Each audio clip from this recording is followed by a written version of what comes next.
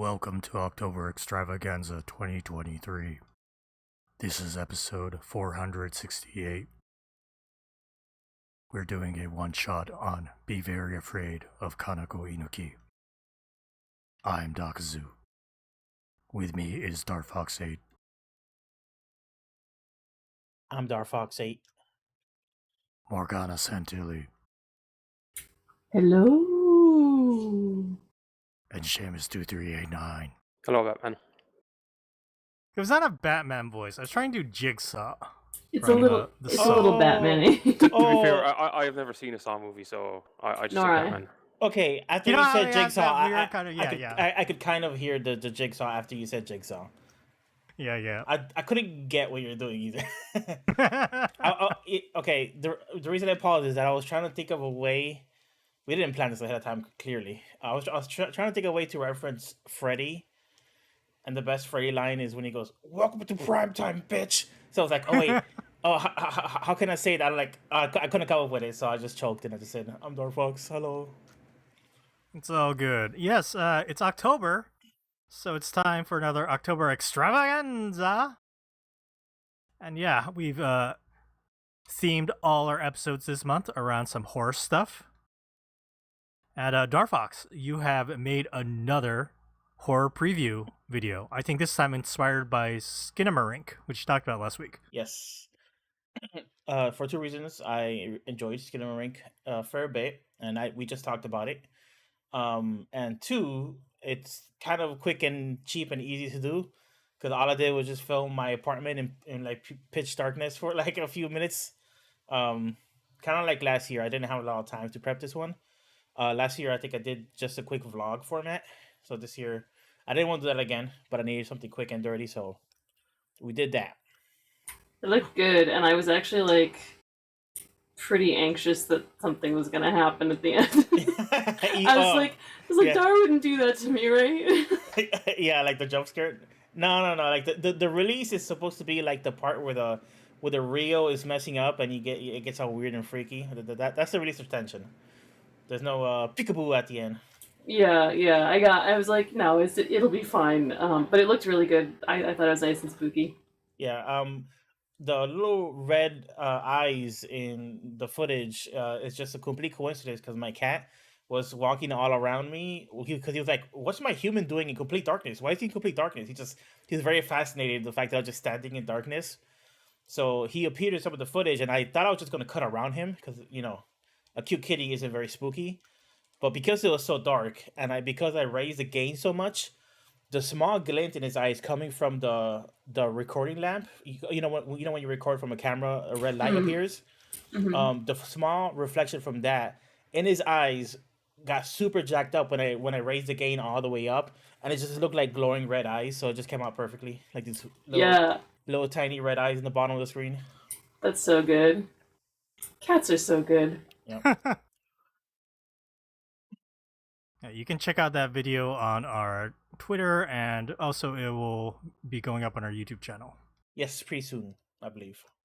We are recording live on YouTube right now, as we tend to do these days. We have Tyler in the chat. Tyler thought Seamus wouldn't be here, based on our main topic of Be Very Afraid of Kanako Inuki. But he's here. And yes, I forgot to say that essentially Manga Machinations is a book club for manga. And yeah, we'll be getting to our main segment later. Before I forget, I want to make a shout out to our coffee donators. We have a coffee, ko-fi.com/mangamac. You can buy us a tip and help us buy manga. And we got a tip this week from Extine. So very nice of her. She's been missing from our Manga Machination Mahjong Mondays for a bit. Yeah, very generous repeat donator. Yes, thank you so much, Extine. And we hope you come back to our Mahjong Mondays so you can take back the title. Currently, the title belongs to my wife, who cleaned up on Monday. Oh, nice. Mm-hmm. I'm surprised we were able to do that because we came right after getting like vaccination shots. So my wife got the COVID and flu shot. And let me tell you, both my wife and me this week, it was not good. There was at least one day during this past week where we were like, are we here? it's like, do we exist? yeah, it's like slight fever, being very tired. I mean, of course your arm hurts after you get the COVID shot. That's the first night I forgot to take pain meds, and I was just lying in bed being like, my arm hurts, I can't fall asleep. So that was not great, but I'm okay now. But yes, I want to say once again, if you want to help us, you can donate like the people up on the screen right now on our recording feed. Deluid, Vicky Dalton, Mia, Dr. Meltface, Darfox took the screen away, so now I can't read it. Wyatt, Poor Mexican 72, Philip, Liquidus 002, and Xtina, who just mentioned. Okay, thank you, Dar. I didn't realize that was that far delayed between the screen and the what I do in the stream, but that's good to know. Yeah. Okay. This week, because we started relatively on time, we will be able to do an email. You can send emails over to mangamachinations@gmail.com. And I have some emails backed up here.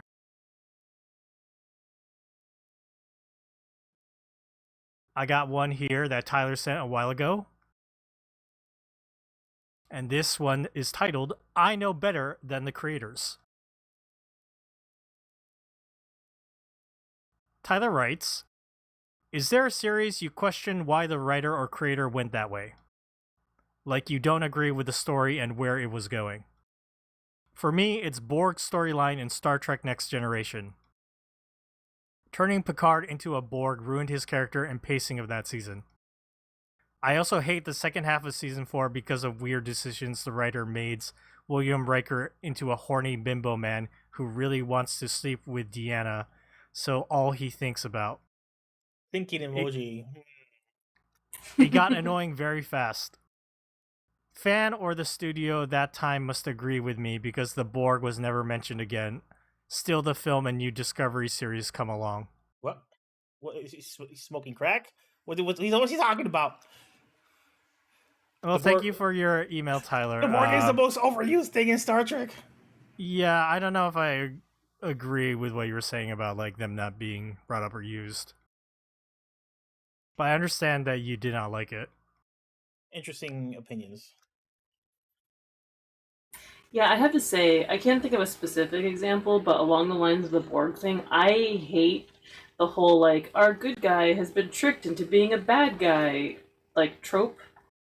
And I hate, like, I also hate the our good guy has been mistaken for a bad guy and has to, like, he's on the lam. Like, I hate shit like that.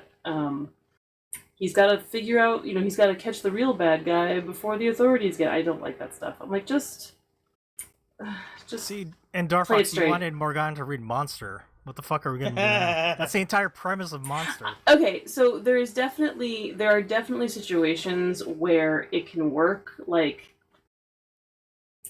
but for the most part, I just, I don't know.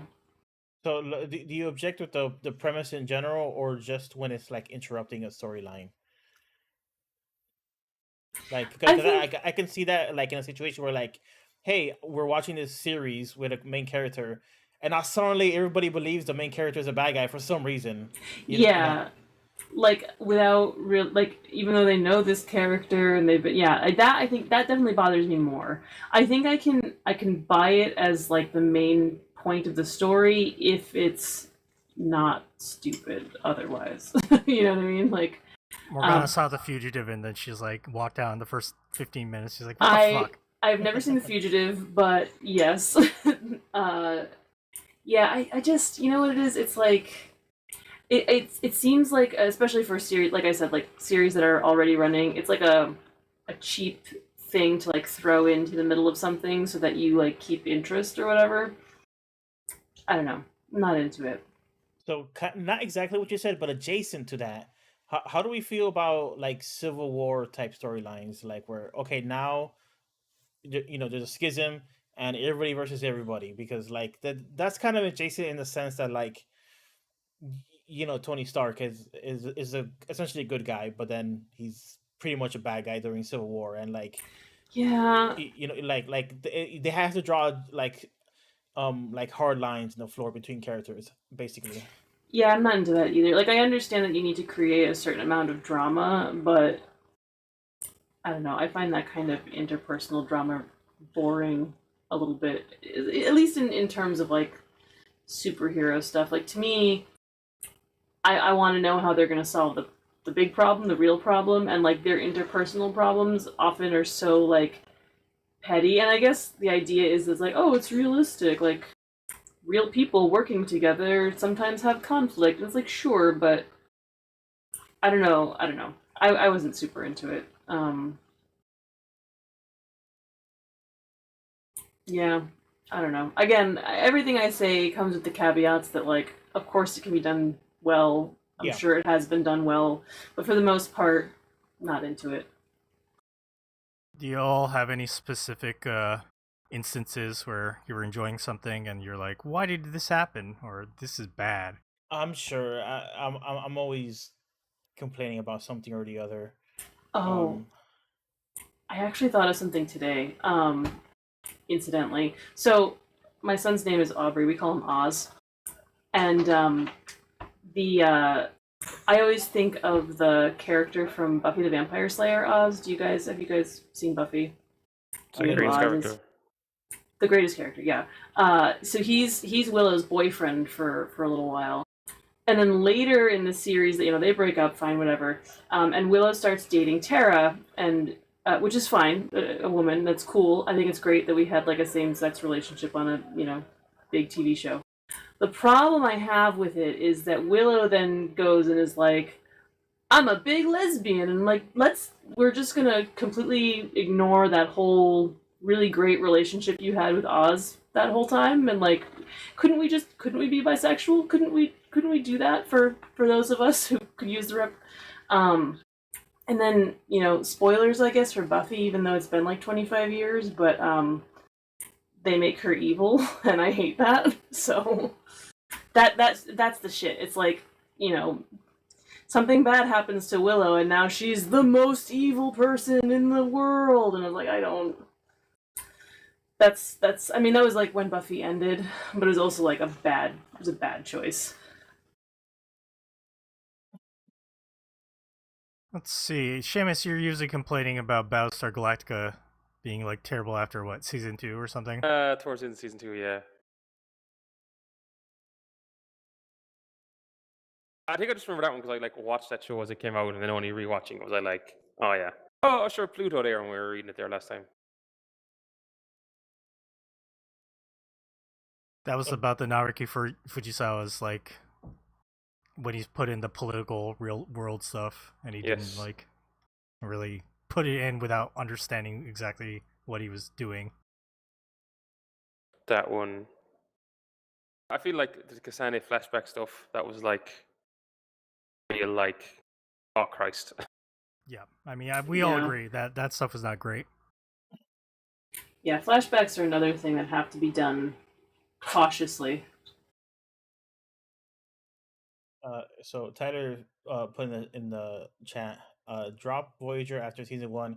I just started season 9 for the first time, but smell a Borg storyline coming, so may drop it. There is no Borg storyline in Deep Space Nine. That's one of the reasons why it's good. It does its own shit, and it doesn't try and just like recapture the TNG magic, which is like one of the big criticisms of Voyager. I've had a big I don't know what you call it, like I've come to respect Voyager a lot more in the last few years. I think it's a pretty great show. It has great characters, but it's very comfy watching. It's basically like TNG Encore with like more kind of like fun feminist characters, which is one of the reasons why it's like actually quite good. Like it has a different angle of TNG, but it has the very same vibe of TNG, and and Voyager really goes hard on the Borg. Basically, it doubles down on the Borg, and it's like, if you don't like Borg, you're not gonna like Voyager. But Deep Space Nine does not have Borg. There might be like one episode with Borg, but it doesn't. All the threats in Deep Space Nine are like space political threats, and not like a big, you know, a big cyborg virus is come get you, or whatever. However you want to describe the Borg. You know, Dar's gonna disown me, but Star Trek Voyager is the only Star Trek that I've seen the entire thing of. See, I know that, and that's really common. I think it's because it was just UPN. I think it was the right time and place, and it was like the flagship show for UPN's launch. So it was just it's a very ubiquitous show for like a certain time and place watching. So it is a little weird that you never watch like the Next Generation, which is by far kind of like the most famous cultural touchstone Star Trek at this point. But it's not that uncommon for people who I know multiple people who like, oh, I love Star Trek, and I talk to them, it turns out like they actually just love Voyager, and they never seen like much more Star Trek than Voyager. Which kind of makes me sad that they never actually made a Voyager movie. I mean, I would have loved it if they made like Deep Space Nine movies, like they did like 6, the Next Generation movies. No, not 6. Sorry, they did 4 the Next Generation movies, and they did 6, classic Star Trek series movies. But it didn't do any movies for Voyager and Deep Space Nine. But Voyager, I really feel like would have done well, because it did have kind of some hearts and minds behind it. But at that point, the Star Trek franchise was kind of like this. It's kind of like Western comics or something, where it was just kind of squeezing the blood out of the stone, and just like it wasn't as hot as it was during the TNG era. So like they didn't want to make risks or take a risk with like films, I guess. Do you know why I watched like all of Voyager? Because you're smoking weed in a college dorm. Well, it's not that far off. I wasn't necessarily smoking weed, but like it was like just after college, and one of my roommates I was living with was a huge Trekkie, so he had like all the box sets, and like I liked Voyager because I liked the Doctor. Yes, Robert Picardo plays the Doctor in Voyager, and he is like the best character in Voyager. Yeah, in Voyager he really is. Yeah. 7 and 9 is really, really good as well. That character is shockingly well, considering she was introduced like season 5 or 6 or something like that. Like she was introduced very late into the show, but they gave her really good character development in the limited time that they had, and she just became iconic. But the Doctor, Robert Picardo is such a good talent. Like he could do so much. He could do real good drama. He could do comedy. He has great timing, and he could sing. So his character is like starts learning to sing. So yeah, Robert He's a Picardo, good singer. Yeah, oh yeah, Robert Picardo is like a treasure, and I want to say it's a shame that he's not in more things, but he's actually in like a lot of things, just not like super famous things. It's funny how this question was about like being like questioning like certain like writing choices in anything, and we just went off on Star Trek because of course. I mean, anything that's gone on that long and has that many iterations is going to have some serious flaws. Yeah, huge up and downs. The whole first season of TNG is a big what the fuck. So, I mean, I say this all the time. The second episode is whatchamacallit, the Naked Now. Oh, the drunk episode, right? Where they drunk? the when we find out that Data is fully functional and anatomically correct. Yes. And like Tasha Yar like dies immediately, and it's just like so many bad things happen in that first season. And I think the first season, it might be the first or second season finale, was like a clip show, because they either ran out of money or they ran out of scripts. So it was just like Riker like just talking about the season that just happened. So it was just like a complete... It's like an anime recap episode. Yeah, but it was the season finale, and it was nuts. It's kind of crazy that show actually became the cultural touchstone it eventually was, because like nowadays bad shows don't live that long. You know what I'm saying? It feel like it's way more cutthroat nowadays. Back then, they really gave that show a lot of runway to like find its voice. It wasn't until 3 seasons in that people feel like it's like, okay, this is like TNG, right? I thought that was kind of the standard for all the Star Trek shows. Yeah. Well, the original series kind of goes up and down. It's only 3 seasons with the original series. I would say that's probably the standard for most American broadcast TV in the 90s. Like Buffy season 1, Babylon 5 season 1, or genre TV, Farscape season 1. Mhm. They're all like not good, or like they maybe get good towards the end, or there's glimpses of like in the second season in between is when they're like, okay, now we actually kind of have an idea what we're doing. Yeah, they're like fun with some good ideas and like poor execution, but enough so that you're like, okay, I really do want to know what happens next, though. How many seasons in does a show just trail off then? Most commonly, 4, 5. 3 or 4, yeah. It depends on the genre. I would say comedies, or what I don't know what you call them. What do you call them in America again? Sitcoms. Yes. Yeah, those are comedies, yes. Like I think they generally arrive at the time they get to their third or fourth season. If they last that long, they figured out the formula and they just like will stick with that until it's over, or people leave and they have to change things up. But see, I think when you talk about dramas, then it's like stuff like Law and Order and all that. Like they're just like episode of the week stuff, so they can just run as long as the ratings are there. Except I wish they wouldn't. Law and Order's so bad. Did I tell you guys about like when I was pregnant with Aubrey, I had some heart stuff. Nothing bad. I had some palpitations and they were totally benign. But I had to go get them checked out and I had to have a Holter monitor put on. So I'm at the hospital in like the cardiac, area waiting to get my monitor put on. We did hear the story, yes. You just and Law and Order is on the TV and it's like the story about a baby found in a dumpster, and I'm like, why are you doing this to me right now? The people here have heart problems. That's so weird. Like usually, like in the waiting rooms, they put like HDTV, right? About like that, Home which also flippers. Yeah, that also gives me heart Renovation. problems in a different way. But I was gonna say different stress. Yeah. But I will take that over Law and Order, or sometimes my dentist office, like while you're sitting there having your teeth cleaned, that'll be like the news, and I don't want to hear about politics while I'm getting like cavities filled. Thanks.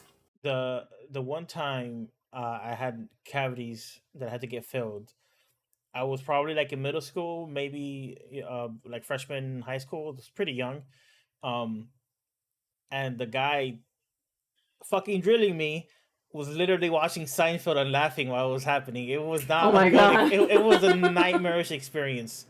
That's like a really bad like dentist experience because there's like other stuff with it that was very, very painful. But I'll never forget that because he'll literally be like ha ha ha ha, bzzz, and just like be like drilling. I think it was some episode where Walter White converted to Judaism just so he could tell the jokes. I remember pretty vividly. I think it was that episode. And like, Jerry Seinfeld was like he can't convert to Judaism just so he could tell Jew jokes. And the famous line in that episode, somebody asked him is like, "Is this offends you as a Jew?" No, it offends me as a comic, which is pretty funny. Jerry Seinfeld is a piece of trash, but that's pretty funny. I was gonna say it might be the only funny joke he's ever told. Yeah. Uh-huh. Hey, Cliff's in the chat. We're doing all right. Oh yeah, Tyler. Law and Order has like tons of spin-offs, and the spin-offs outlived the actual TV show. Like the original Law and Order series like ended years ago, but SVU keeps on going. It's weird, like because like the cast kind of rotates in and out, right? Like the main cast that it follows rotates in and out. Bunny cartoon in the chat. I come in while eating dinner, and y'all went from Star Trek to Law and Order to dentist. I love podcasts. Yeah, we do that sometimes. Sorry. That's what we do here. But yeah, let's go ahead and wrap up this email discussion because we've been going off for a bit. Thank you again for Tyler for sending an email. If you have a question or comment that you want us to answer, send us an email, mangamachinations@gmail.com. Or, tweet at us or come join our Discord. Discord.me/MangaMac. Our Twitter is @MangaMacPodcasts. That's all our socials as well. But yeah, let's wrap that up. Let's move along to some what you been reading. Okay, Seamus has something, but he said he's going to push it till next week because we have something else to talk about. Darfox, shall we just start off with the thing that we all checked out? What did we all check out?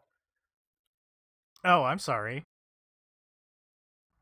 I thought we were going to talk about Occult Detective Club, Dulce Cemetery by Hideshino. I made a liar out of you because I didn't check it out. Oh no! But no, we should talk about it. Okay. I should have thrown to Morgana. I read it. Yeah. I did the homework. Do you know who else read it? Seamus. But he's not going to talk about it, though. He's not going to talk about it. Well, there, like, you didn't read it, and you're going to talk about it, so, we can't switch her out. Yeah, so later in October, we're going to be talking about Hideshi Hino's Panorama of Hell for a Triple Dip episode. I had reached out to Matt Hosh from Starford Books to ask for a preview copy, and he was like, yeah, sure. And he sent me that, and he also sent me over Hideshi Hino's Occult Detective Club, Doll Cemetery, which is coming out sometime next year from Starford Books. So we received a preview copy of this, and so while it is not featured in October Extravaganza, I definitely told Matt, hey, we'll definitely talk about this. So we're going to do that right now. Do you guys remember a few years ago when we did our fantasy magazine episode? So this was one of the titles I had chosen. Occult Detective Club by Hideshi Hino. And it was based on the fact that it was Hideshi Hino and not licensed. And it sounded great. And I'm really excited that it is going to be coming to English. That's what we call the Morgana Mac bump. Yeah. We talked about it. It happened. Years later, but no, I mean, Matt and Starfruit are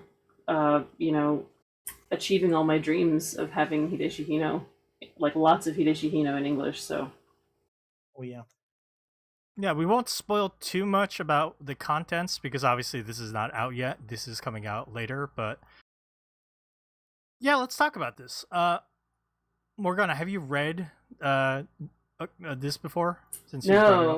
No, because it was not available in English. I don't think it's ever been available in English, this one. That's great then. Yeah. We got to read it. If it was part of, like, there was I can't remember the name of the publisher, but there was a publisher that did a whole bunch of Hideshi Hino, like, short story volumes. I don't think this one was in there. I think, it's like... There's stuff like Bug Boy and The Red Snake and things, Black Cat, all really good stuff, but I don't think this was ever in there. So, pretty exciting. Yeah, Seamus also read it. Seamus, what did you think? We have also read, what was it, Town of Pigs for one of our October extravaganzas, also done by Hideshi Hino. What did you think of Occult Detective Club, Doll Cemetery? I think when it was doing the horror stuff, I liked it. When it was people explaining spoon bending and mysticism, I was like, alright, skip. I kind of agree. This has like a slow start at the beginning.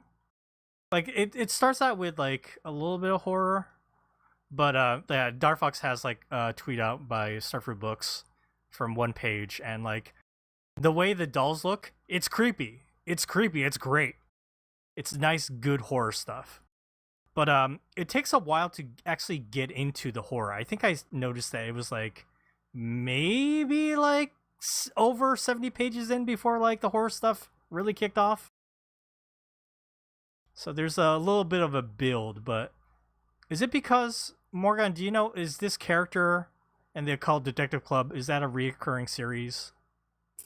I don't know. My impression when reading this was that, I mean, I guess Hino wrote for kids a lot, but this seemed like it was definitely for a slightly younger, like young teen maybe audience, because there's, you have these characters who are in middle school. I think they're in middle school. You know, encountering spooky things. It really feels like a predecessor to a lot of modern anime. I can think of like a lot of, well, even Mob Psycho. You know, there's an occult club basically there. It's like that same like idea. So I kind of love. I mean, like, yes, it's slow. It's a slow start, but there's something about it that's very endearing. In that, like, I feel like I've consumed a whole lot of things that harken back to this idea, this concept, and I wonder how many of the people who created these modern things, you know, were influenced by this, whether or not they realized it. Yeah, looks like there's only one occult detective club. I'm surprised. I would have expected more adventures of the occult Yeah. detective club, but this is the only one. This one I came w- out in 1986. I would read a whole series. Yeah, I I think would, this is like- good for like kids. You know, it's not too scary. There is some like, there's a point where a character is being attacked by these dolls and she's getting stabbed, and that was a little bloody. I was like, okay, I don't know if I expected this in like a kids horror thing, but in general, it wasn't you know too scary like you said, Morgana. Sorry, I didn't mean to cut you off. No, I would read more of this. I also kind of assumed it was like an ongoing thing. This seems like a, you know, ragtag band of occult obsessed children. I'd be into that. They're all trying to bend the spoon at one point in the club because that was a big popular thing. If you have supernatural powers, you can bend the spoon, right out of the Matrix. Bunny Cartoon Chat says maybe it was supposed to be a series, but it wasn't popular enough to get like a sequel or whatever. That's always a possibility. I do feel like I remember reading at some point that around this time in Japan, there was also a lot of concern about children consuming like inappropriate media or scary media. But this is So- this is so fun. I know, but you know, as we see regularly here in the United States, people like to police what children consume. I personally am very much in favor of children consuming scary things if it doesn't harm them. You know, if they feel like if they're enjoying it. I think that it's good to be exposed to scary things in a safe environment like that, right? Yeah, that's something we'll talk about in our main segment as well. Yeah, my daughter loves scary things. She's 3 and she likes, like, I mean, not super, we're not showing her anything really scary, but you know, scary films for kids like Coraline. She loves it. She's obsessed with that stuff, and she's not like scared of monsters in her under her bed or anything like that. She enjoys things that are spooky, and I think that's good. You know, good for her in the long run. So yeah, so personally, I think, you know, I would let my kids read stuff like this, but there are adults who seem to think that it's not okay for kids to ever be exposed to anything challenging, and that's wrong-headed. I'll tell you that right now. Yeah, I mean, it's so hard to find manga appropriate for younger kids anyway. And then like this is like a perfect example of like a horror manga for kids that is not that creepy. That is like, I think it is a good level of spooky that you can actually give to like younger readers, and they might get a kick out of it.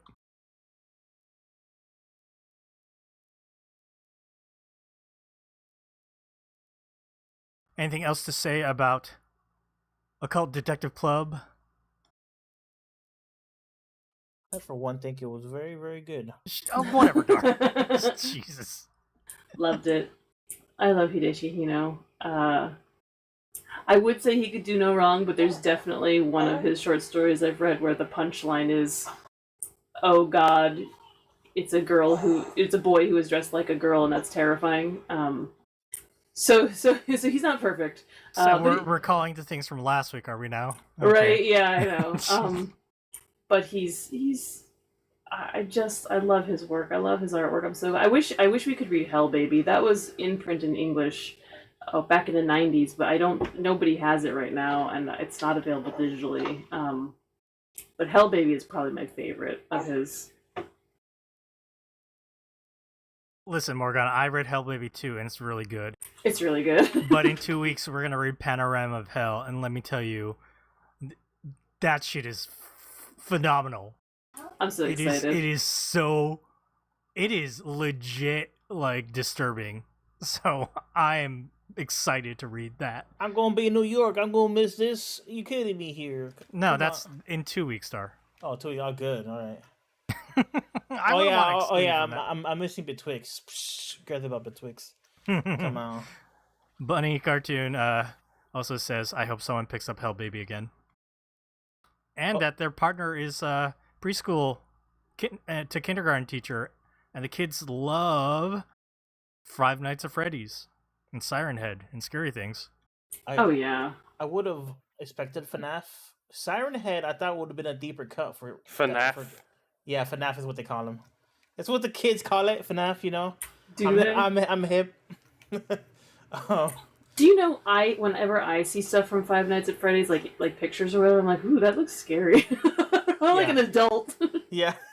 No, I mean, like, there's a reason why that thing blew up. It's also just like a jump scare farm. I don't know if you ever played or watched the game, but like, it's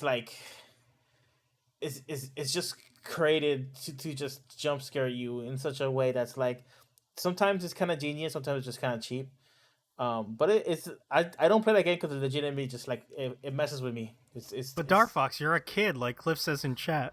I'm a kid. I laughed at that. I'm a child at heart and brain. FNAF. Yeah, that's what the kids FNAF. All right, let's we'll move along from Occult Detective Club Doll Cemetery. Thanks again to Matt Hosh of Starfruit Books for giving us that preview copy. Definitely, people should look forward to that upcoming release from Starfruit Books for sure. Let's see. Oh, you know what, Seamus? I know you don't want. We're not going to talk about that book till next week, but do you want to talk a little about your thoughts on Boys Abyss? Because I know that was the one book last week you bowed out, but you did read that entire thing, and we were wondering what your take on was. I did, although I will say between that and the what was the other one that had the very good art? The Summer Hikaru died. Yes, I think if I'd flipped the order I read them, I probably would have like finished that one and just not got too far into this one. Ah. So like you had like a general tank for it, and it got filled up too soon. Yes, it did. Not the two of them. Yeah, that one had like way actually the art on that was actually very like legitimately interesting. But I was just like, I just don't care. Like, what's this about? I couldn't care less. If you put the art in something that was more interesting, I'd probably be like, yeah, this manga's amazing. Making me sad, Seamus. The real experience of being friends with Seamus is that one day he will break your heart because he was just like he'll grab something you love within his hands and just crush it and sprinkle the dust over you, and I'll be like okay, fair. It's not that I crush it. I'll just like casually dismiss it in a way where you're just like. And our own insecurities make us go like, no, you can't do this. Come on, man. You don't even give it the dignity of hating it. You just kind of dislike it or like don't care, and that's like you don't have enough passion to hate it. So sad. Completely don't know what work this happened with me, him, and Oppenheimer. Yeah, that's right. The Oppenheimer. One of them followed me on Letterboxd and saw I give it 2 stars. He told someone else who I remember the first time they've only been with the company a couple of years, so they're like young enough out of college. But I think it was like last year we were out drinking one night and I had a whole thing.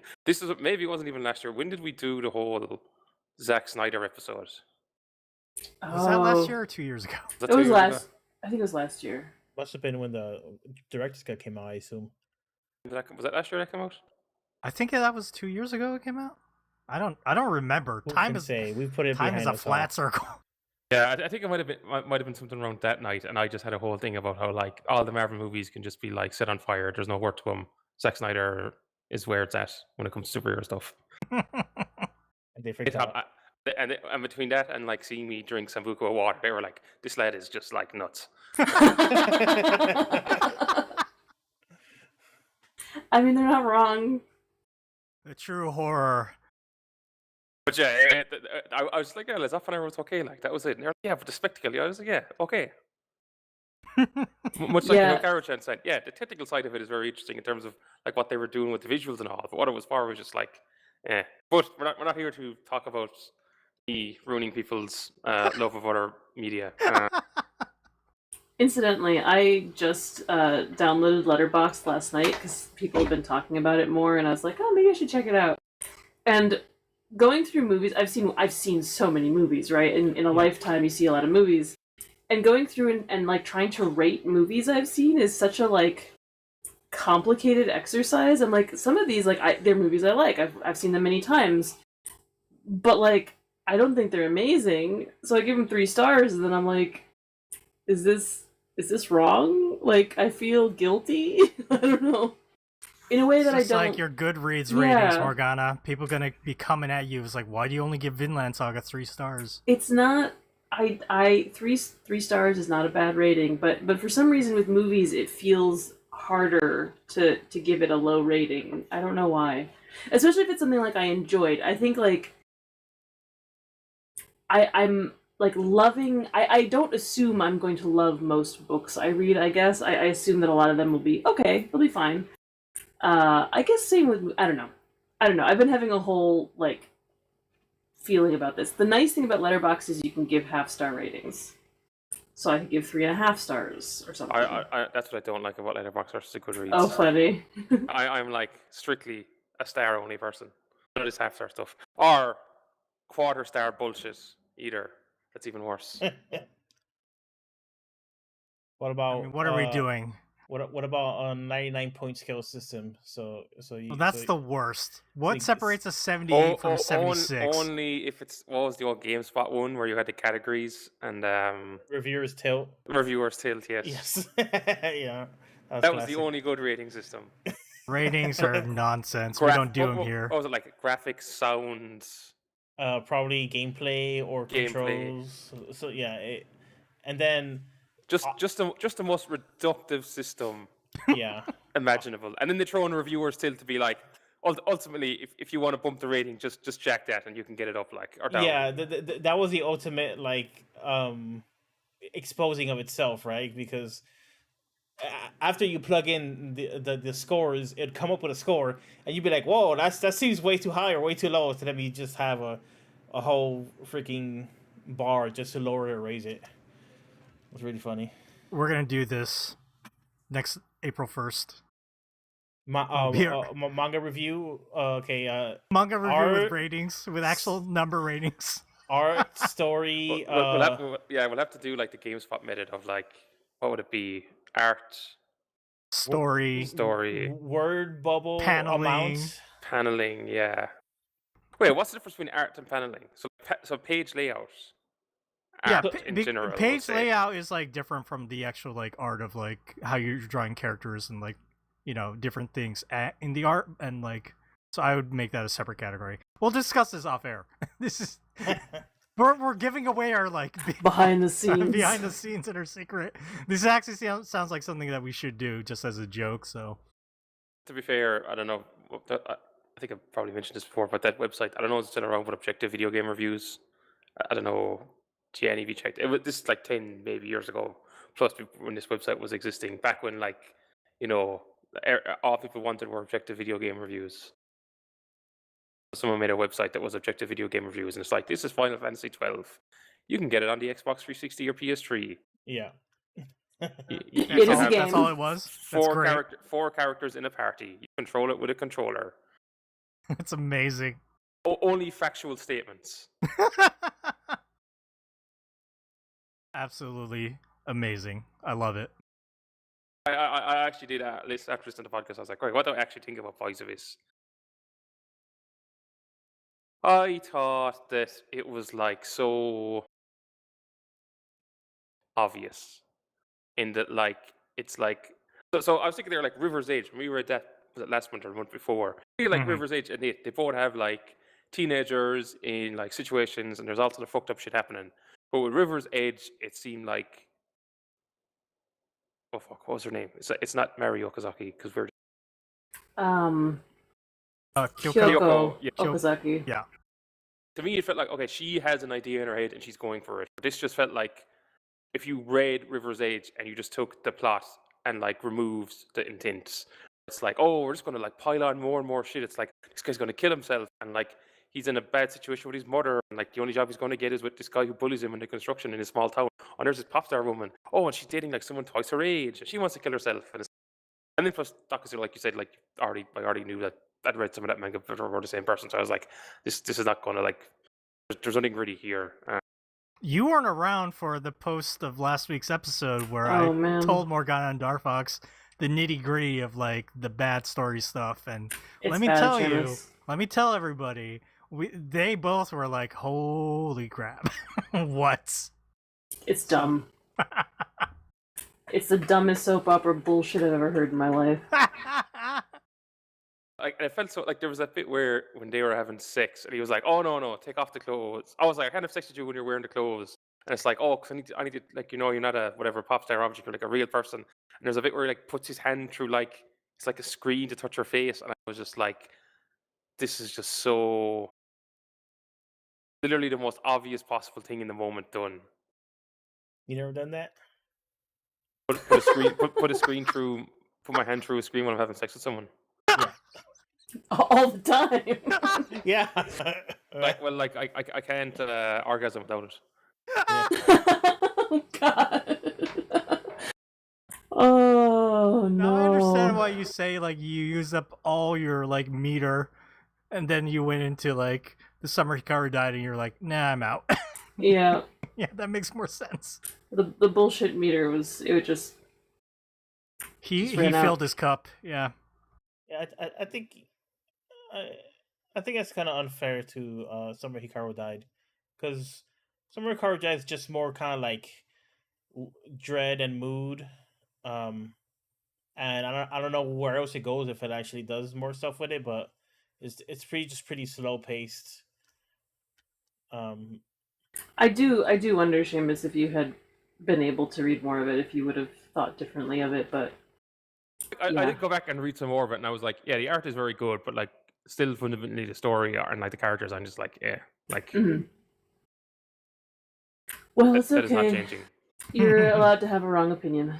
I said like last week is like my favorite book I've read all year, but it's fine, Seamus, it's fine. To be fair, I've been on a run of mostly some American comics of like, this art is unreal. Jesus, everything else about this, I just do not care. Yeah. It's fitting a team. What else I was going to say about Boys of This?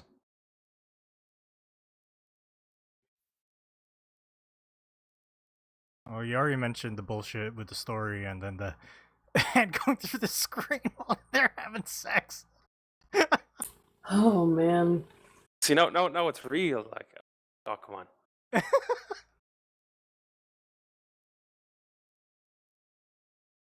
The thing, 'cause Well, you're all like, oh well, you're surprised I didn't like it. I would say it's not like if it's teenagers in shitty situations, I'm immediately going to like it. It's more by comparison to like the ones where they're not.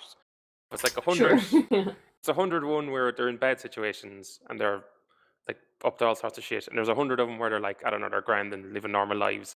I might like 5 the first and like 3 of the second or 2 of the seconds, but like, you know, there's still the other 95 and 97. I'm like, I have no time for this. These are bleak statistics. I don't know, I'd say that's the general. I like there's that old Theodore Trojan quote of like 90% of everything you're not going to like, or 90% of everything is shit. Like that's more or less like what I view through. Like if I go into a bookstore, I would probably can be like, yeah, 90% of this, just get rid of it. I have no time for it. I think it's probably the same. Like think of how much manga we could be reading that like we're never going to read because we're like, yeah, we have no interest in that. Like how many Isekais are we not reading? Oh yeah, no. I think I've mentioned this recently, but like I don't have time to read books I don't like anymore. Like I don't have, and even if I had the time, I don't have the patience. Like I'm over it. Yeah. Yep. And they come up, new ones come up like every week. It's crazy. Like whack-a-mole. Yep. But I will mention, because I was, when we were reading River's Edge, it reminded me a bit of, there's this Japanese movie from, I think it's like 2000, 2001 called like, oh, is it All About Lily Chu? All About Lily Chu? Lily Chocho? Lily Chocho, yeah. So it's like this So the kid, one he's in like a small rural Japanese town. But he's obsessed with this pop star called Lily Chocho. And I was reading this because River's Edge reminded me a little bit of it. This reminded me even more. I was like, has this person actually read this? Actually seen this movie? Because like there's a whole thing where there's the pop star thing, although they never actually meet her. But then there's a guy who's in the town that like he's grand until he's a near-death experience and he falls in with a bad crowd. And there's some other guy whose father gets divorced or something, who's like owns a factory, like, raping one girl and pimping out another one. Christ. yikes. Then the main guy kills one of them at the end for all the stuff he fucked him over with. Outside the concert, the Lily Show concert. Oh, that the guy he stabbed like tore up his ticket because it turns out he was the person who was talking to him online. It was very dramatic. Year 2000 message boards and like pop star stuff. It's free on Tubi if you want to watch it. That's probably where I watched it. There, watch that instead. Don't read this. Watch that.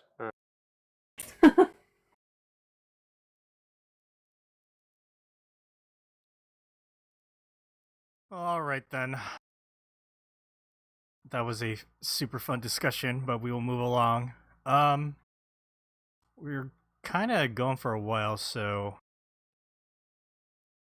I want to just really quickly mention that it is October now, so it's the fall season of anime, and there's a lot of new anime stuff that's happening. I've been watching some of it. There's more Spy Family now, Morgana. Yes. So I heard that the opening is Masaki Yuasa.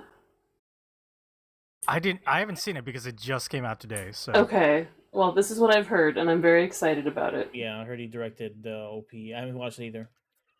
Listen, okay? I may have been watching anime, but the thing I want to talk about that started here in October is second season of What Did You Eat Yesterday drama, baby. Hell yeah. Dark Fox, they replaced the fridge. Is it really What Did You Eat Yesterday if they didn't have the fridge? With the cling wrap dispenser that we couldn't figure Yeah. out what the fuck that was for a while? Yeah. The plastic rectangle with the slit in it. Cling wrap. I know, dispenser. right? Is it replaced by something equivalent? I posted in our Discord that something that might possibly be it. It hasn't come up in the first episode that came out, so I don't know. I'm happy to report that this is more of the same drama with the same cast, and it's great. My wife was very mad at me that she couldn't watch because when they did the first season, it was on Netflix, and this season is not on Netflix, so you can only watch it in Japan through TV Tokyo and another website. I'm able to watch through VPN, but no English subtitles. So Oh no. my wife could not watch. She was bummed. I was enjoying myself, and she was just like sad. I want to watch the trailer, but they keep blocking me. Yeah. This season 1. So, it just kind of trickled along with the stuff of the manga. Yeah, it just continues on. They did season 1, then they had the movie version, which filled in some story. Dark Fox has the Japanese website up there. I also sent you a link to a tweet for like the opening, because they have a new opening to the TV show. So maybe you can play that. And yeah, it's just more continues to follow the manga, and it's great. It's very lovely. Those two main actors that play Kenji and Shiro are so good. Just more of a good old middle-aged gay couple and food. Lots of food. It's fantastic. Hopefully it will show up on Netflix in the future. And oh, it's the gay couple friend. Yeah, the other gay couple friend. Yeah. What was the young boy called? Damn. It's a pretty funny character. There's Kohinata-san, which is the buff dude with the serious eyes. Yeah, the serious guy. Oh, What the fuck was his name? I can't remember off the top of my head. I keep wanting to say. Damn! This is really one of those brain worms. Nice intro. Pretty sure the stream heard that. Chat, please do me a favor and tell me whether you heard the actual music being played.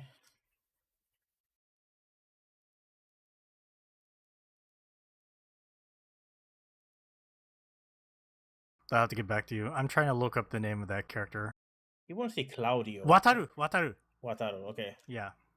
I had to think of what Kohinata says when he's like standing in front of the door trying to get in after Wataru locked him out. He's like, "What, Wataru-kun? Wataru-kun? Please let me in." Yeah. It's so good. It's great.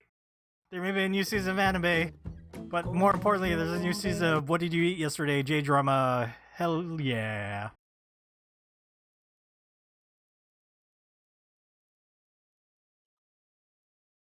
Okay, so besides that, I will talk about one manga that I've read this week. I'm sending everybody a link to the sample pages on Bookwalker. This is a manga called Doubutsu Ningen, Animal Human. It's a horror manga. It's a single volume release. It had a short serialization in Young Animal magazine, which is the magazine that Berserk runs in.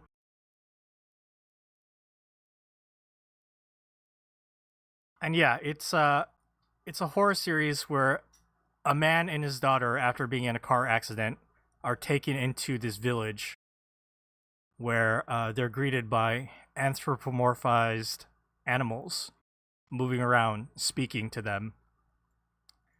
And yeah, the twist here is humans are the livestock, and the animal humans are eating and feeding upon humans. It's Spooky Beastars. Yeah, kind of like Spooky Beastars. The untold story of this is actually canon to the Beastars world. Just like It is not. All the humans are killing in the background. I think the interesting it's a great horror manga series, and it's like nice and like tight because it's just a single volume, just 5 chapters about like this village and like what's happening here. I won't give a reveal about like what the big why is this happening, obviously, because it's not released in English. But I will say that everybody here will be shocked to hear that this is a manga by Takuya Okada, the manga artist behind Crocodile Baron. Whoa! Wow. Bet you guys didn't see that coming. No. Well, No shitty rabbit boy here. Just a very terrifying deer human who is the ringleader in this village. Oh, you Lewis. Yep. Sorry, I scared Aubrey with that revelation. Babo. Yeah, he cranky. He's like, no, not the Crocodile Baron manga artist doing horror manga, no. I have the reveal shot or the real double page spread where you see the humans are pens, the livestock. the human yeah. pen. Yeah. Although those bars are pretty big, you could just slip through those bars. Are they like is it like a Planet of the Apes where like the humans have regressed and they can't speak? Is it that kind of thing? Some.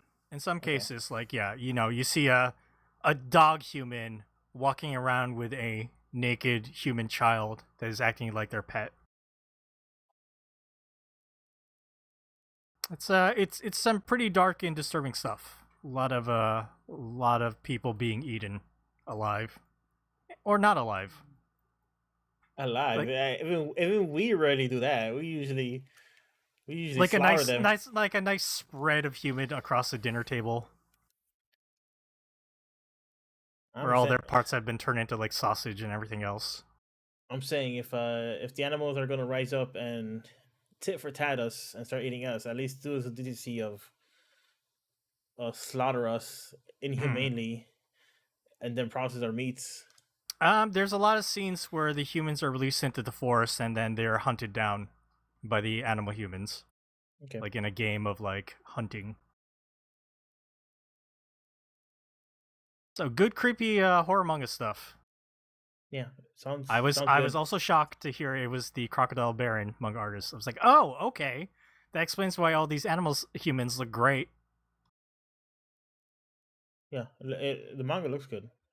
It looks Very real good. very good quality horror manga. I'm glad it's not a long running series. You know, it just takes a strong concept and just does it nice and quick in 5 chapters, single volume. I enjoyed it.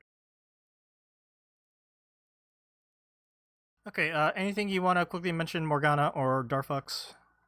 I do have a news item, so we should get to that. Nothing here. Spooky season, nothing here. Yeah, next week when Dar's out, I'll maybe talk about some of the anime that started this season. But we'll end what you've been reading now, and let's move on to a little bit of news. I have a news item here about Manga Plus has now a subscription plan. The thing is, I think it had a subscription plan outside of like the US, around the world, maybe, I'm not sure. But yeah, now they released Manga Plus Max. There's 2 plans, a $2 plan per month, $2 per month plan, where you can read. There's no more ads, and you'll have access to all the manga there, except for the series that have already ended.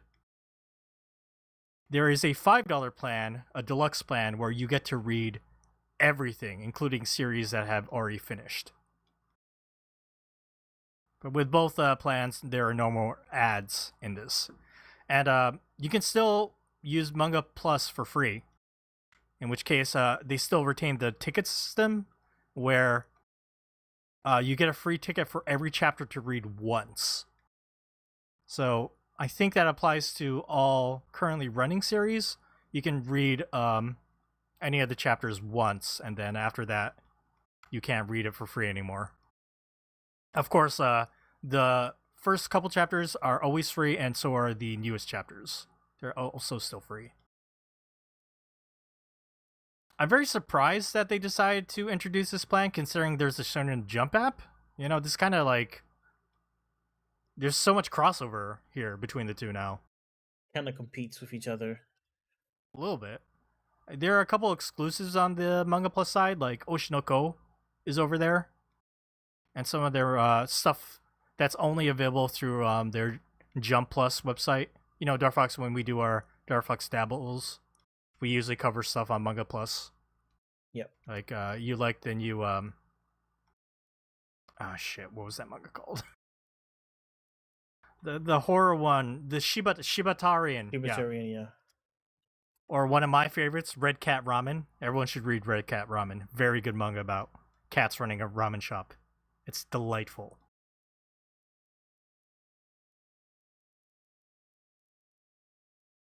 Yeah, Morgana, what do you think about them adding a subscription plan to Manga Plus when there's already Shonen Jump app? Yeah, I thought it was interesting. It seems like everybody's trying it, so why not, I guess, throw their hat in the ring? Isn't there also the Viz app? Like, Yeah. Yeah, Shonen Jump and then the Viz Manga app, which are kind of the same thing. In a sex, they have different. Yeah, well, the Viz Manga app is now for Shogakukan manga, like stuff from Weekly Shonen Sunday. So they have like Freyland, Beyond Journeys, and on there, Yeah, and a lot of the Shonen Sunday titles. but their front end is very similar. They're kind of just copies of the same services with different libraries. I forget if they removed some of the stuff from the actual Viz app. They might have done that and just like left the Shonen Jump stuff over on the Shonen Jump app. I can't remember. I remember, didn't we read Saturn Apartments on the Viz app? I think that's what we read. I think so, yes. Yeah. I think it's interesting though, and I think it's probably a good move in the sense that, the Manga Plus app was kind of international. It wasn't just like Japanese or English. It had like Spanish subs or Spanish translations and a bunch of other stuff. So I think opening it up, like ideally, it should be available, accessible anywhere. And all the translations should be accessible anywhere. I think that'd be the best situation, so that anybody, any Spanish speaker living anywhere, could access it and read the mangas in Spanish if that's what they prefer. I mean, the thing is, the Manga Plus is run by Shueisha, which is the Japanese publisher for Weekly Shonen Jump, and it's like the money is going to go straight to them.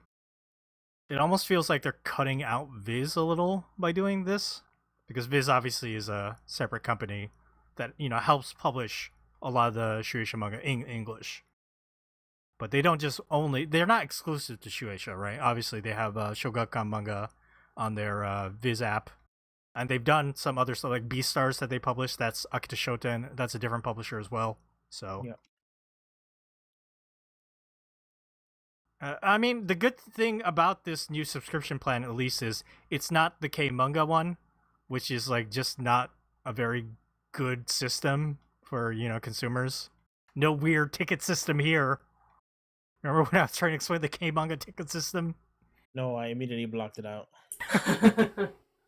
So yeah, this is more a flat subscription that you pay, and then you have access to the library on Manga Plus. The deluxe version gives you a little wider library of everything. So yeah, I mean, I don't really have anything bad to say about this at all. Just wondering between, like I said, between the Shonen Jump app and the Manga Plus with the crossover of what they have. Oh, you know what? Don pointed out a very good thing in our chat. Shonen Jump app has Yu Yu Hakusho, so clear winner. Obviously. So Manga Plus doesn't have Yu Yu Hakusho? It does not. Wow. They might. I think they have Hunter x Hunter. So what?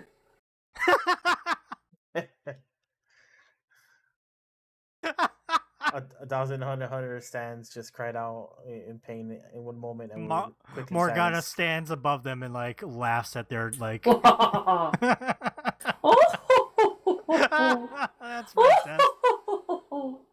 Yeah, there is a Hunter x Hunter on the Manga Plus, but no Yu Yu Hakusho. So there you go.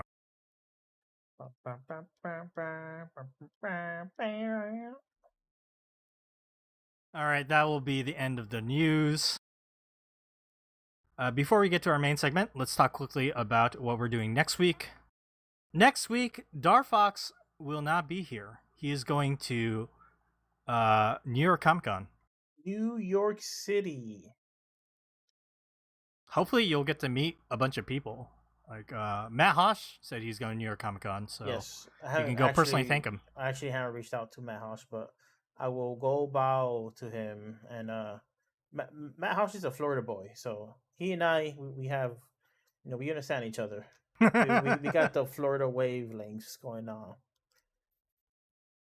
Yeah, I look forward to hearing about Darfox's trip to New York Comic Con after. But since he is out next week, Morgana, Seamus, and I, we're going to be taking a look at Betwixt, a horror manga anthology. Morgana, you brought this to my attention, and even though the cover is Junji Ito, there's no Junji Ito in here. No, it's half Japanese creators and half Western creators. And from what I understand, the Junji Ito art is on like the on the manga side, so you read half of it right to left like manga, and the other half you flip it over and read Western style. What? How is that even gonna work with their digital copy? Digital, I don't know. I'm very curious, actually. I am planning on getting a physical copy of this at some point, but yeah, I think that's really fascinating. Wait a minute. Western creator, you guys are trying to pull another left to right on me. God damn it! Surprise! Just a few. It's just a few, and so it's not like I don't. It's not anything like the stuff we read. From looking at the creators that they've got there, I think it'll be a very different experience for you. Morgana got me hook, line, and sinker because she was like, Ryo Hanada, creator of Devil's Line, has like a little work in here. I was like, oh hell yeah, I want to read a horror manga by Ryo Hanada. And Shima Shinya, who did Lost Lad London, which I'm excited about because that's Lost Lad London is a yen book, and I really enjoyed it. So I'm curious to see that too. All right, well, we'll be reporting on this next week. So yeah, look forward to our review of Betwixt, a horror manga anthology, next week. Okay, everybody, we're going to take a quick break, shut the stream down, which keeps pausing for some reason, Darfox. I don't know why. At least on my feed. It looks okay on my speed, but... okay, maybe it's just my connection. But yeah, we're going to be shutting down, and when we come back from a quick break, we'll be getting to our main segment, a one-shot on Be Very Afraid of Kanako Inuki. Stay tuned. Okay, everybody, we are back. It's time to do a one-shot on Be Very Afraid of Kanako Inuki by Kanako Inuki.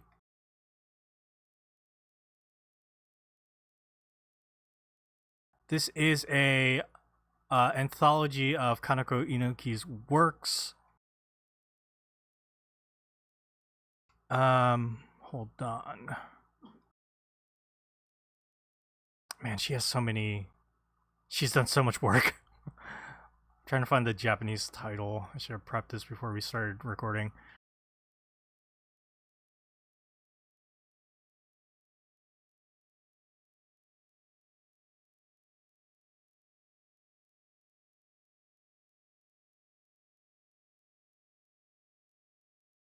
Wow, I cannot find this, so I will get back to this in a second. How do you say scary in Japanese? Is it kawaii?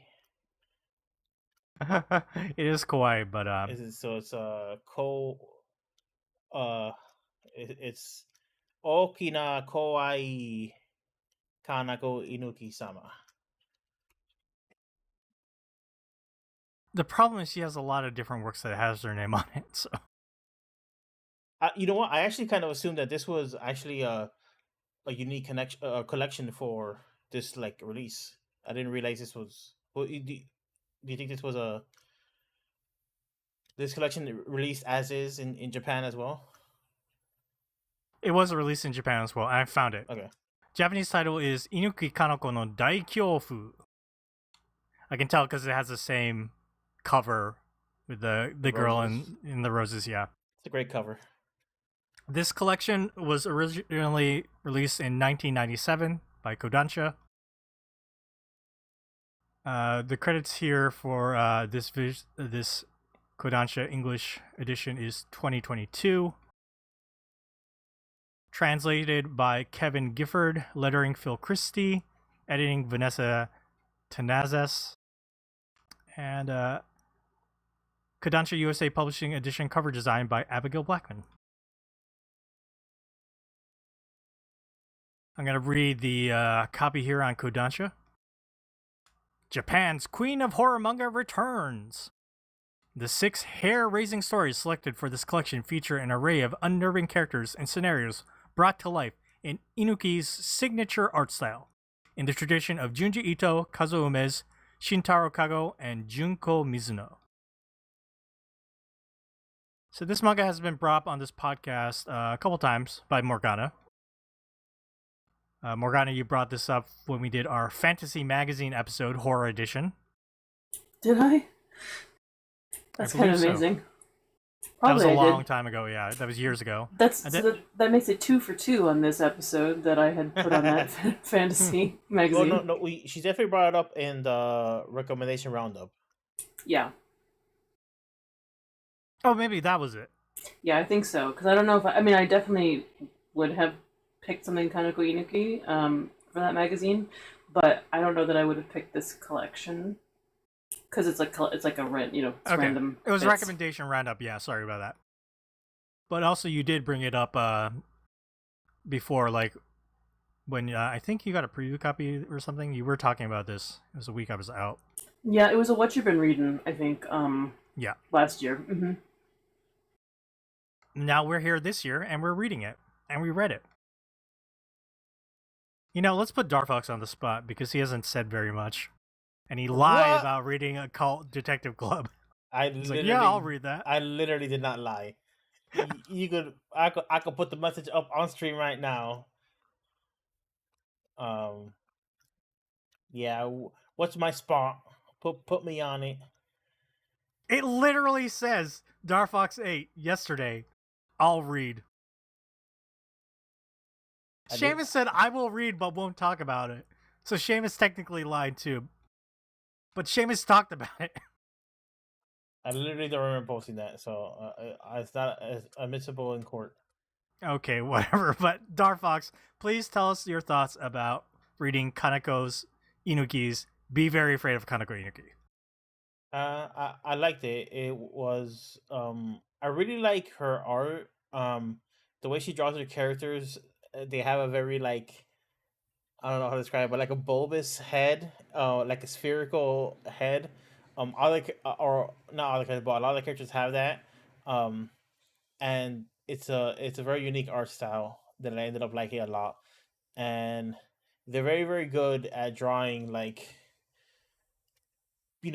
kind of people at their wits end, like crazy eyes and stuff like that. And it fits really well with like the spherical heads that she draws when like the, something like these small little pumpkin heads with bulgy eyes, and they're freaking out. I thought everything from like the visual experience was top notch. I really like the art from cover to cover. It wasn't super scary.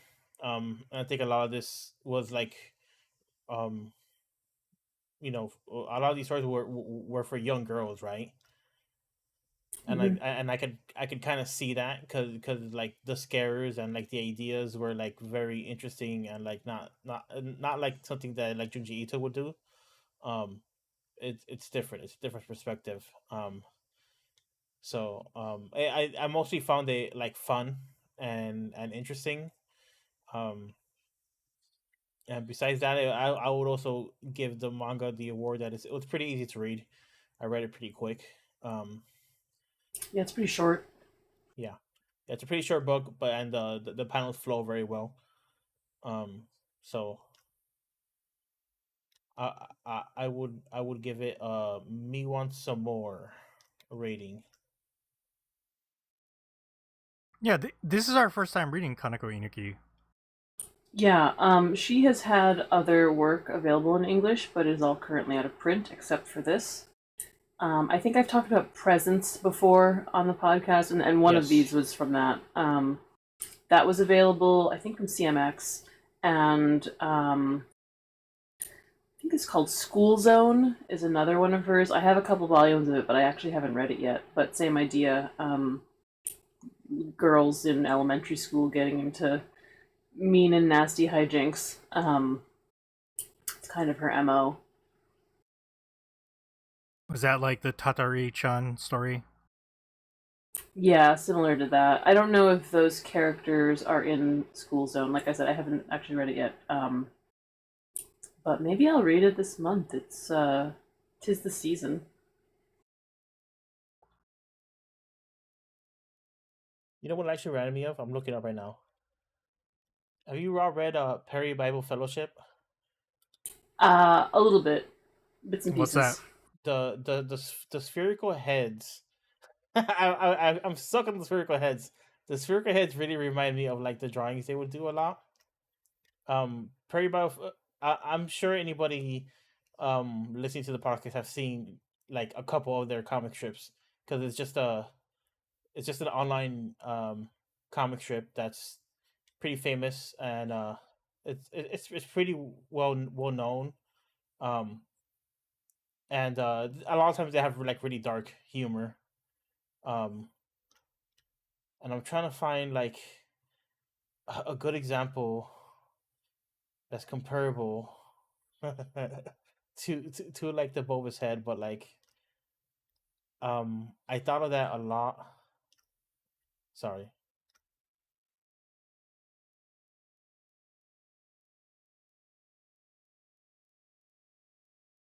Well, Dar, while you look at that, why don't we turn to Seamus? Seamus, what do you think of Be Very Afraid of Kanako Inuki? Yeah, like the art, particularly. Yeah, the fucking it's the spherical heads, but also like the bulging eyes. I want to show you. So the copy on the back of this book mentioned, or the description mentions Junko Mizuno. She's another one of my favorite mangaka. Have you guys ever read anything of hers? She's a little hard to find right now. I don't think so.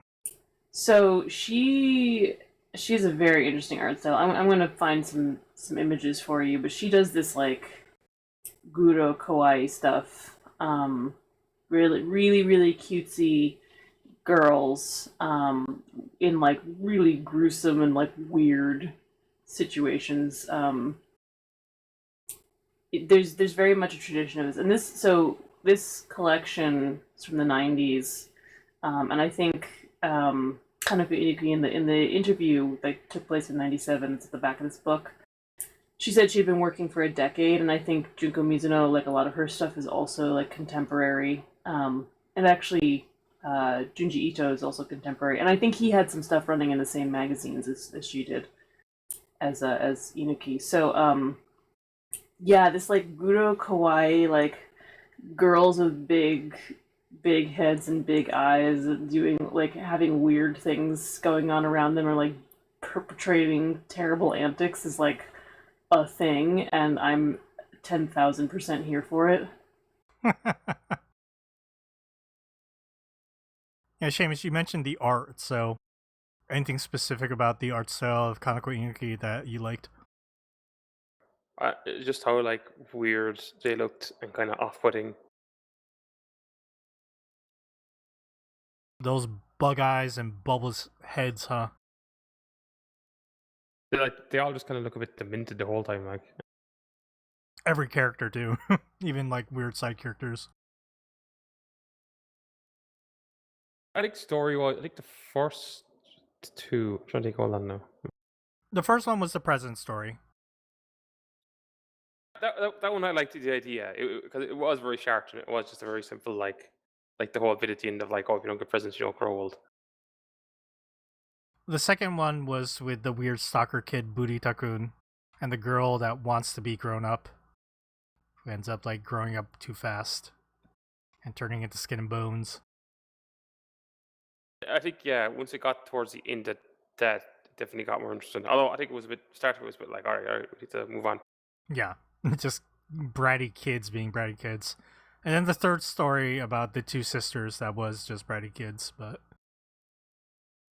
that one and yeah, the go ahead. last one I was like, meh. And then the one in between the two about the woman who like guy she loves grows out of her body and it turns out it's her heart or something.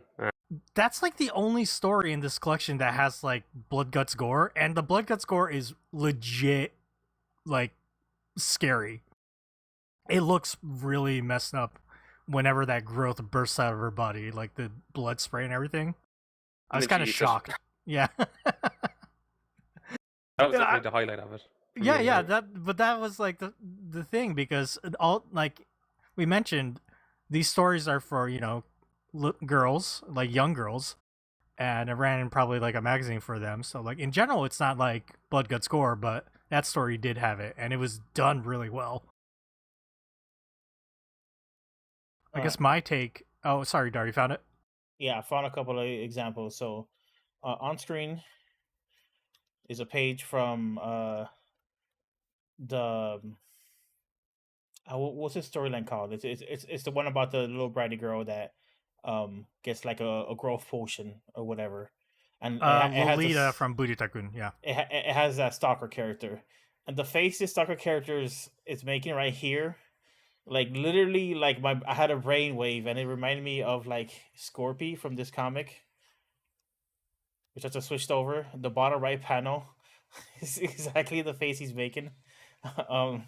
And I just couldn't not think of it.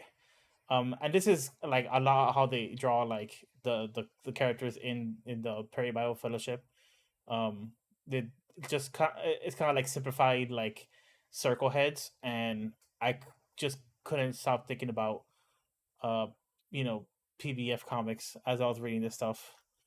Obviously, the stuff in Kanako Inuki is like way more detailed, and like What the fuck is with this comic? What the fuck? this guy, yeah, it has a lot of humor like this, a lot of like dark humor.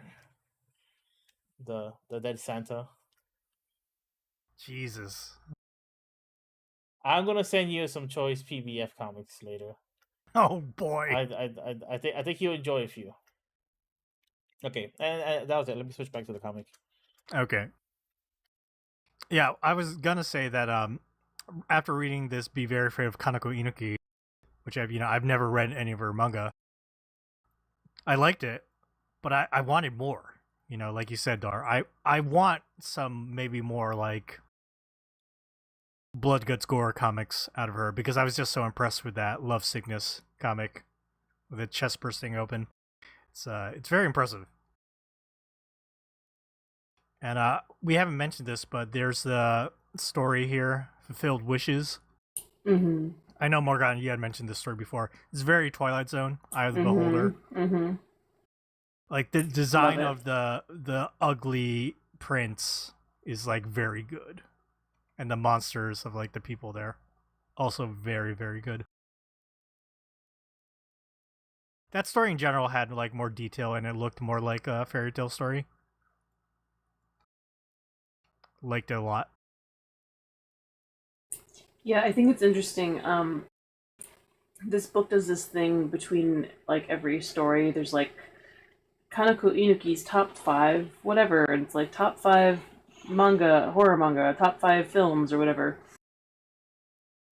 And on like the couple manga ones, she like always mentions Kazuo Umez. Oh yeah, you can see the inspiration and like, yeah. 110%. Just in the thing to have up, she's screaming and doing like the O face. Yeah, every time I look at it, I'm like, this is a direct descendant of Umez. Mm-hmm. In a good, I mean, she definitely has her own style. Absolutely, like she's distinct, but you can see the influence. I love her work. I want there to be so much more Kanako Inuki in English. I want Presence to get resurrected. Like I said, so that first story is very effective in the fact that it's kind of short and poignant. But there's a whole series of this little girl who goes around giving presents and basically meting out justice on various people with gifts. It's really good stuff. I just sent you guys some links in our chat here on Mumble. Just to give you an example of Junko Mizuno's work, it's really hard to find. There's not a whole lot of like interiors and stuff, and it's really hard for me to find like what I'm looking for to show you, but it's the same idea of this like really cutesy stuff, or like really kind of super deformed stuff, and then like weird shit happening. Her work is so good. It almost looks kind of like Powerpuff Girls. Yeah. Definitely. It's definitely like that time period. It predates Powerpuff Girls, but it's that same idea of like really cute and girly, but then there's like an edge to it. Like she has a series called Pure Trance, which is like this sci-fi story about this food called Pure Trance, which like it's essentially a drug that like makes you sick, and it's like stuff that like has to do with like bulimia and murder and like all these like really heavy subjects. But these are the characters that you're seeing, are these like chunky, cute girls with like adorable hair. I think Cinderella is what Dar has up on the screen now. It's a retelling of Cinderella, and she like, if I'm not mistaken, she runs like a takoyaki stand or something with her dad, and like she dies and like becomes a zombie, or like that might have been Hansel and Gretel. Actually, she did a Hansel and Gretel retelling. But there's like zombies, and like her girl characters fall in love with corpses, and it's like weird, great stuff. Mostly Junko Mizuno now does like toy design and like graphic design for things, more so than comics these days. She does do a lot of covers for Western comics. She's located, I think, on the east coast of the U.S. now. She is Japanese, but she's living, I want to say, in like Seattle or something. Because she does like artwork for breweries and stuff. She's really cool. I really love her art, and her stories are weird. But this is what I'm saying. Like, there's this whole like subset of female horror creators or like weirdo women creators that we just don't have enough of in English. And I would say Kanako Inuki's part of that like whacked out, weird, creepy stuff that we could definitely use more of in English. Yeah, totally. You know, this is an interesting anthology. We haven't done that many anthologies here on Manga Machinations. We've read a couple of the Junji Ito collections. Those are mostly just like random collections of like Junji Ito's, like single stories put together. This anthology is what now I understand is they're taking single stories out of like different books that are like, there's more like Tatari-chan stories, there's more of the presents that you mentioned, Morgana. It's kind of interesting. It'd be like the equivalent of Junji Ito. You get a collection from Junji Ito, and then like it has like a chapter out of Gyo and a chapter out of Uzumaki and stuff like that. That's basically what we're seeing here. Mm-hmm. That's not something you commonly find. Why can't I just get presents again? I know. It's like a little sample. It's like a little sampling. Yeah, I want that fulfilled wishes because not fulfilled wishes, but love sickness one. That's the one I want because the haunted examination room. Yeah, that's the one with the gore and viscera story. Yeah, because it's like, I've seen all of these patients, but here is one, and I'm like, okay, but like, what are your other patients like? Because this is bad shit. Yeah, and that explains more why at the beginning there's a cast of characters pages. Mm-hmm. Because they need to explain that. Yeah. These are some of the major characters that come up in these different series because they're all separate. It's interesting though, even though these are all different chapters out of different ongoing series, I didn't feel lost reading something like random in the middle. You know what I mean? No, it totally worked. It was really like, and I think that's partially the genre too, and the type of storytelling that was being done at the time is like very episodic, right? So it's not really hindered by that kind of storytelling, or that I should say the collection is not hindered in any way because of that. We read the digital edition of this, and I want to say like these pages look very nice, especially if you consider like how old they are. Like I looked up like a lot of these series are from like the 90s. Like having like them scanned and like looking this nice is very good. I do have the physical edition of this, and we were talking about how pretty that cover is with all the flowers and everything. The paper used for the cover, those flowers, those roses are actually raised. Oh wow! Yeah, it's a nice little book. They gave it a nice treatment. I suspect it didn't do very well. Aww. I mean, I don't know for sure, but I'm sure it didn't do with Junji Ito numbers. You know what I mean? He's very popular, remains very popular. But that's why we must evangelize. Tell people to read Kanako Inuki. Be very afraid of Kanako Inuki. I'm so like, we kind of ended up doing this as like a filler because our original plans kind of were behind the scenes before October Extravaganza. We have our hands up in there. We're like, what the fuck are we gonna do? And we had to fit this in. But I'm really glad we did this because it's a really nice book. It looks nice. It has a lot of extra materials. Like you said, Morgana, there's a little blurb about every story. There's a little essay at the back. It's filled in with like her top 5 like favorite things like horror films and scary experiences. Just like really good quality extras.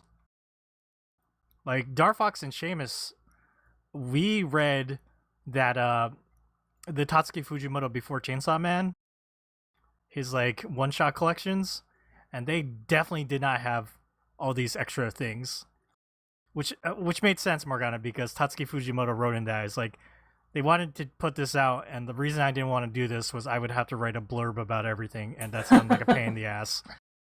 So like there's not a lot in there. What an ungrateful child. At least he's honest. I appreciate Yeah. I mean, he hasn't been doing this for a decade like Kanako Inuki had been at this point, so that. maybe that makes a difference too. Did we talk about the sisters one? Did I black out? No, we didn't. Not in detail. Yeah. You I want love that to one. say about it? Is that another one that's part of a longer series? I think it is, yeah. Yeah, because I feel like the big sister character is like, even though she's kind of sucks, she's definitely kind of charismatic. Yeah. 1 second. Yeah, I love that story a lot because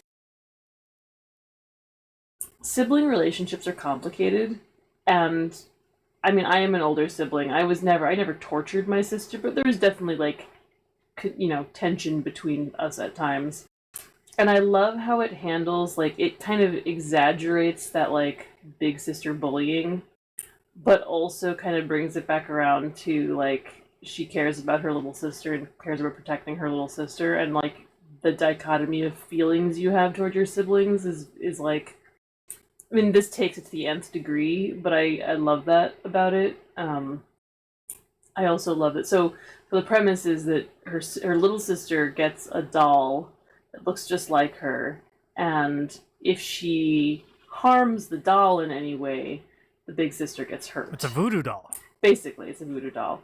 The big sister would break her new toys basically as like a big bully thing. So like the little sister basically like pray to Santa. It's like, please bring me a toy that she can't break.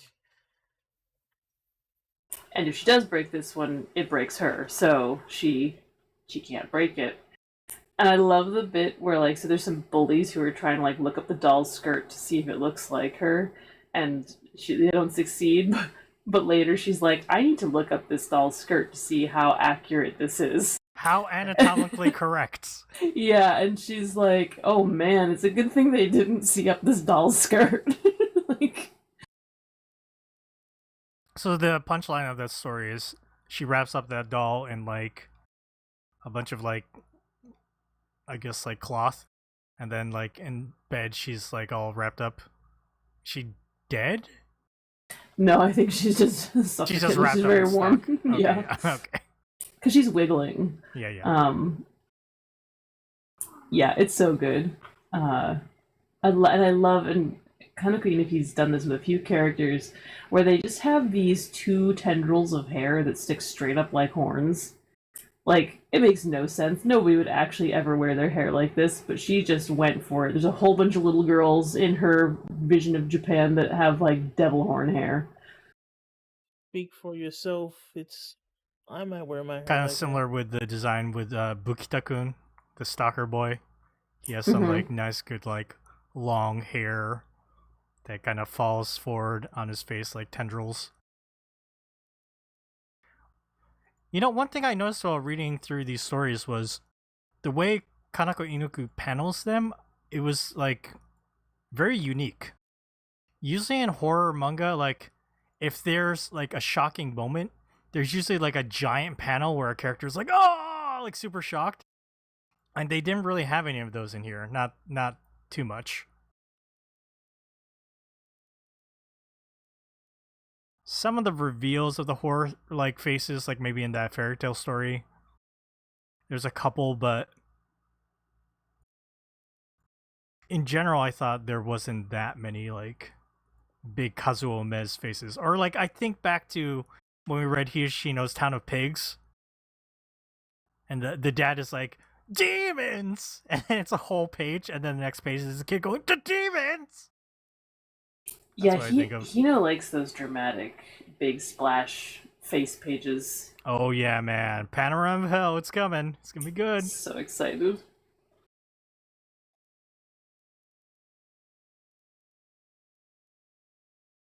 Well, yeah, is there anything we did not mention about Be Very Afraid of Kanako Inuki? You want to bring up?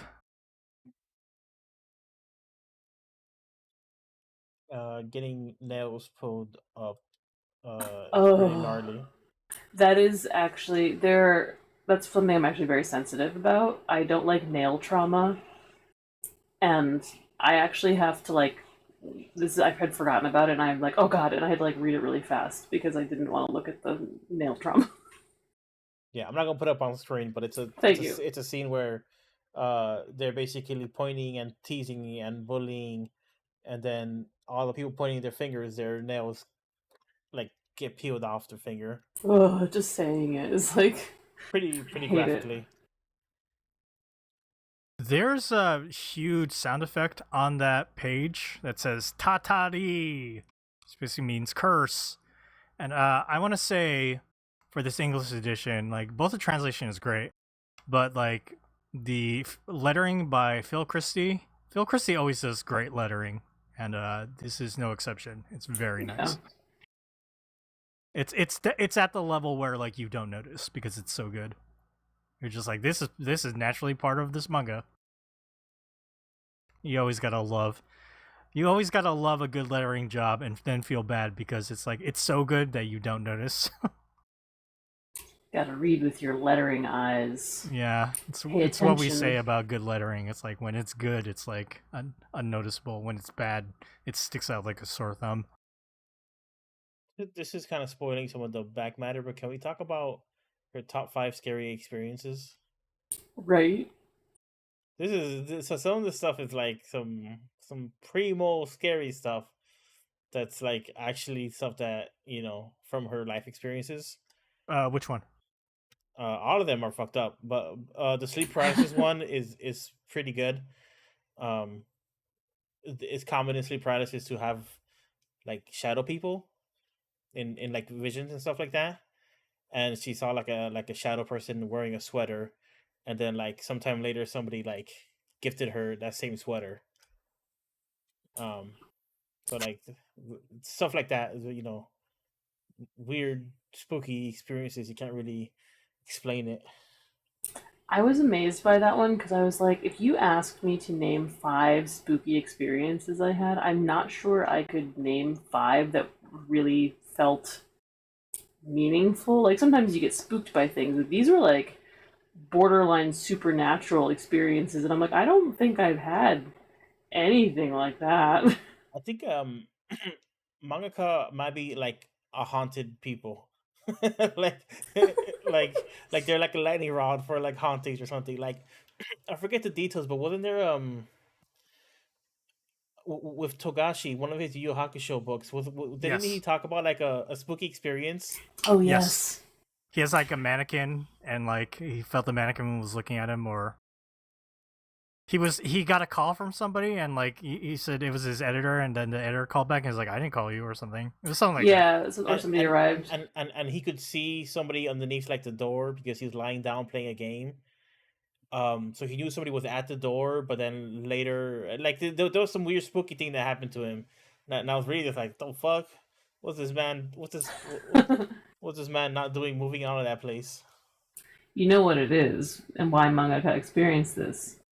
Because they're not fucking sleeping. It's all hallucinations because they're not fucking sleeping. Yeah, it makes a lot of sense.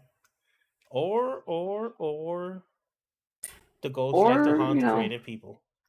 And Kanako Inuki and Yoshio Togashi are both writing about spooky, otherworldly things, so maybe they're just tuned into something.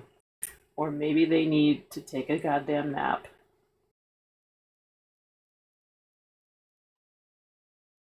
I think Eiichiro Oda always talks about how like when you only have 1 hour sleep, that's when you get the best ideas. It's like, oh no. That man is like, he's like one of those Silicon Valley dudes who's like, I eat a single almond all day and I feel amazing. You know what I mean? Like, I don't sleep and I have like intravenous caffeine and all my ideas are brilliant. That's kind of how I think of Eiichiro Oda, just like... Yeah.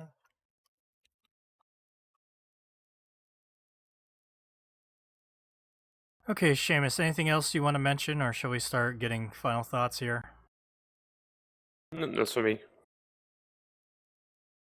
Okay, then final thoughts, Darfox?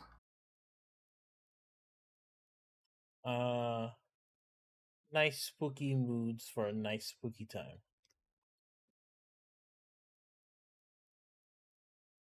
Very good. How about you, Seamus? Morgana?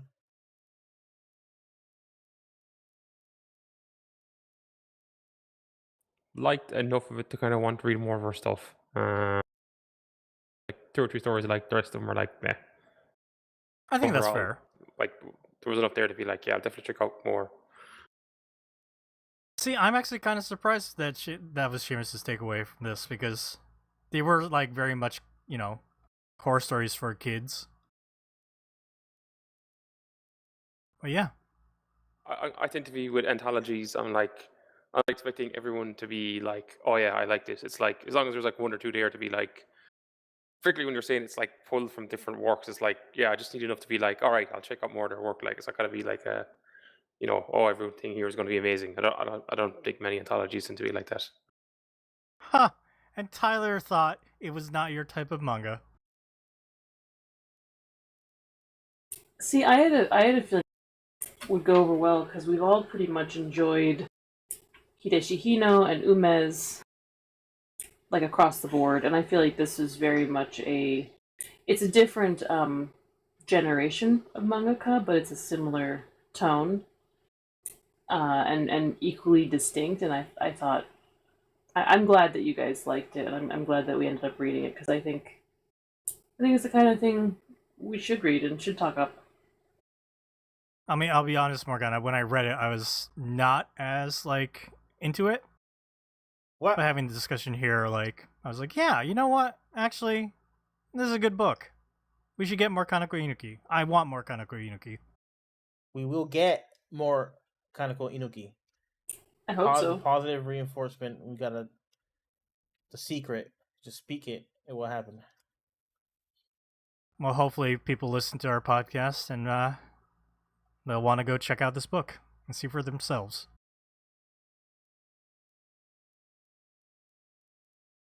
All right. I guess we'll go ahead and end our episode now. Thanks again to Darfox and Morgana and Seamus for joining me for this episode. Next week, we'll be reading Betwixt, a horror manga anthology. It's put out by Viz Originals. If you enjoyed listening to Manga Machinations, make sure you subscribe to us, review us, rate us on Apple Podcasts, Google Podcasts, Spotify, wherever else you can find us. Darfox is doing some kind of motion into the camera. I was passing on the energy to. Okay. Bro, that was like 5 hours ago. That stream is so behind. I saw that already a while ago. Dogzoo, it's you. You think it's lagging, man? Oh man, my Hawaii internet. Make sure you check out our website, mangamachinations.com. Our Tumblr is mangamachinations.tumblr.com. Subscribe to our YouTube channel, youtube.com/mangamactv.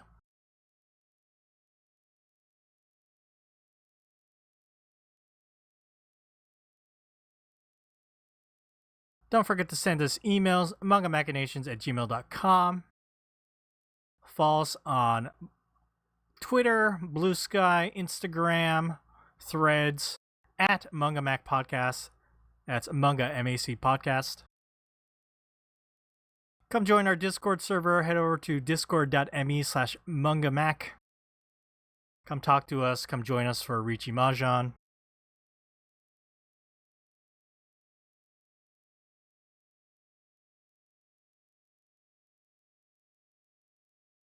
Buy us a coffee to support us. Go to ko-fi.com/mangamac. And you can follow our personal Twitters at Doxzoo, at Darfox8, at Morgana Relina, and at Seamus2389. Seamus is spelled without an H. Alright, everyone, thank you so much for listening to us this week. Bye-bye.